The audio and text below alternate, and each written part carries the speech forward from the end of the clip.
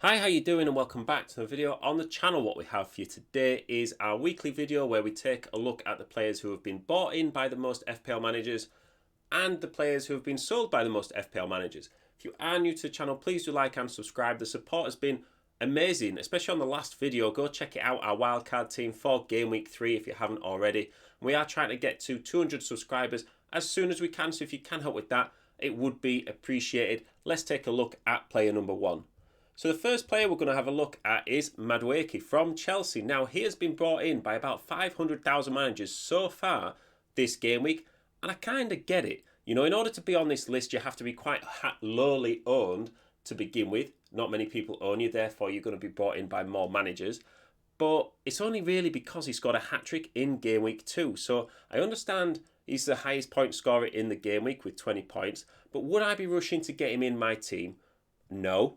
I think I wouldn't be getting in anyone from Chelsea at the moment. Even though they scored 6 goals against Wolves, it's too small a sample size. Like, we've kind of just got to wait until the transfer window shuts, look at who they sell, check that they don't buy any more players as well, and just try and get a bit of a settled Chelsea squad and then look at the data and look at the performances. Until then, I just think it's a bit of a too much of a risky move.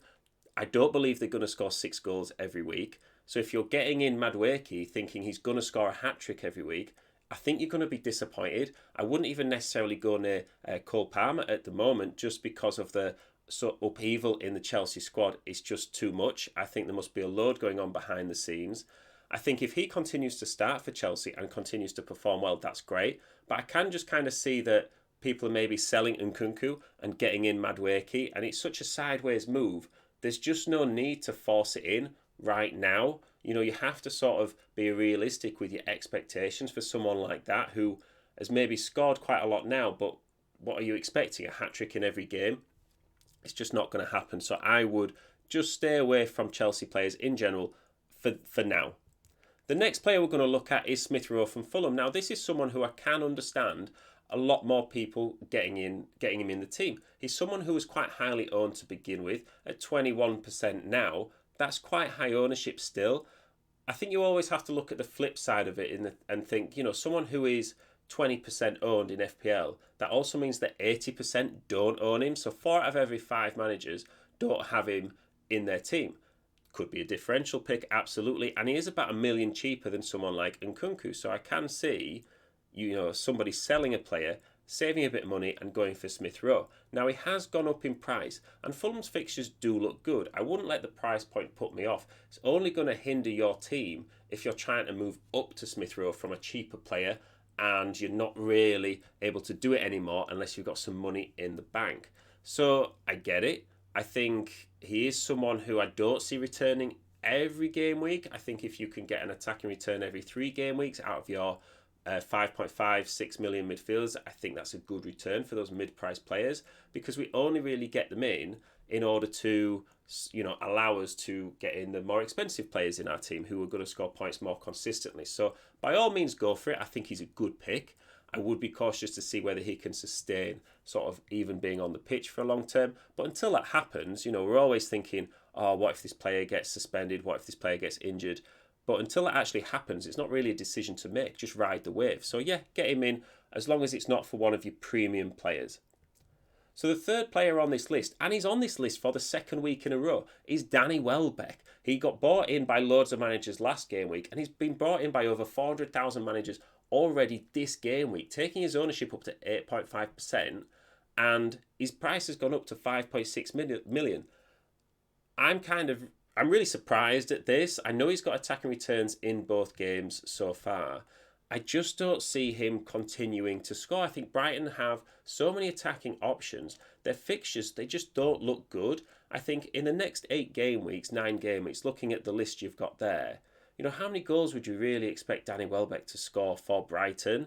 You know, I think maybe 3, 4 maybe would be a realistic top end prediction. You know, and at the start of the season, I know we've got to react to players on form, but this isn't a surprise. You know, I think he's probably going to get about 12 goals, you would have thought, in a season for Brighton, you know, given all the players that they've got up front as well. So he's already got like 2 of those goals already. So he's only really got 10 more coming. How many more do you think he's going to get against teams like Arsenal he's got next? I think if you wanted a short-term risk, yeah, you could get him in, but maybe wait until after the Arsenal game.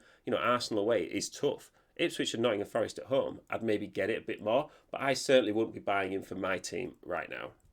So the first player on our most sold list is Alexander Isak, and I think in order to be on the most sold list, you have to be highly owned already. If not many people own a player, then you can't be on the most sold list in the first place. So he's a bit unfortunate to be on this list because he is still owned by so many players in FPL, but he has been sold by about 420,000 managers. Now, he's not dropped in price just yet.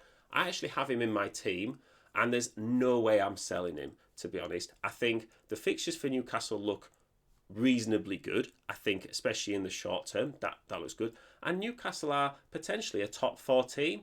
And you've got to remember, at the start of the season, a week and a half ago, everyone was so high on Isak. They were so positive. He was as close to essential in your team that anyone was in FPL. And that's also for the price point. He's not eating up so much of your transfer money that you have to get rid of him. You just don't. And I think people are disappointed with the amount of goals Newcastle have scored in general so far. But you've got to remember that they had Fabian Schär get sent off in the first half, in the first game. That will have changed everything, And I think all it would have taken was Isak to maybe get a penalty or finish a chance in either of those games. And there's no way people would be selling him yet. I think it's too small a sample size to have. And, if you compare him to someone like Danny Welbeck, we say, well, Danny Welbeck's already got 2 of his goals for the season. How many more goals do we realistically think he's going to get? Well, everyone was talking about Alexander Isak probably getting 20 goals for the season. He's not yet got any. So if anything, you could get him in thinking, well, he's still probably going to get 20 goals. And now I've also missed out on the 2 game weeks where he hasn't got got a goal. He even got an assist in the first game week. So it's not like he's blanked 2 game weeks in a row. I just think there's no way I would sell him from my team. So the second player on the list, I do get why people are selling him.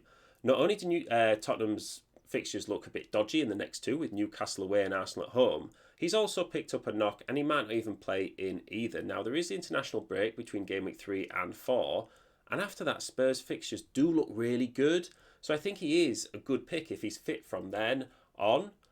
I think if you're selling him for the short term with the view of bringing him back in, I would just be wary of, is he worth 2 transfers?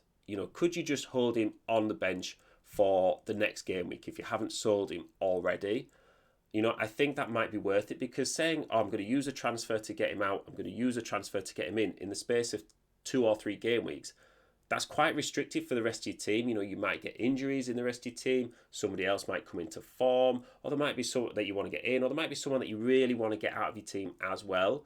So I would just allow yourself that flexibility. I think if you can ride the wave and keep him in, do so. But for me, I do understand why people are looking to get rid of him in the short term at least. So the last player on our most sold list is Phil Foden. And he's been sold by 370,000 managers. And I do kind of understand why he didn't play at all in the most recent game, in game week 2. Now, I know he wasn't even on the bench. For me, it's not the worst thing in the world that he wasn't even in the squad. It kind of just means that he maybe just had a break completely, unless some injury news comes out, in the next few days, which lets us know he's maybe out for the middle to long term. Then yeah, don't get him in your team.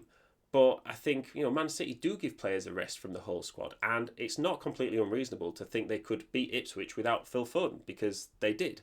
Now, the fixtures look really good for Man City, and it's obviously Man City. Phil Foden is actually someone that I'm thinking of getting in my team. So the fact that he's gone down in price doesn't bother me at all. If anything, it helps, because, Phil Foden is someone that you're going to want in your team probably at some point this season. I think if you've got him, I would just hold him. I know it's painful to have a player that's that expensive in your team and he's not playing at all, let alone playing and not getting returns. So I do get why you're selling him, but I would be tempted just to wait and see. If there's no injury news about him, I don't see why he wouldn't be a hold. If he's injured, then yeah, you should sell him, obviously. But if he's not injured, I'm getting him in my team probably this week for Son.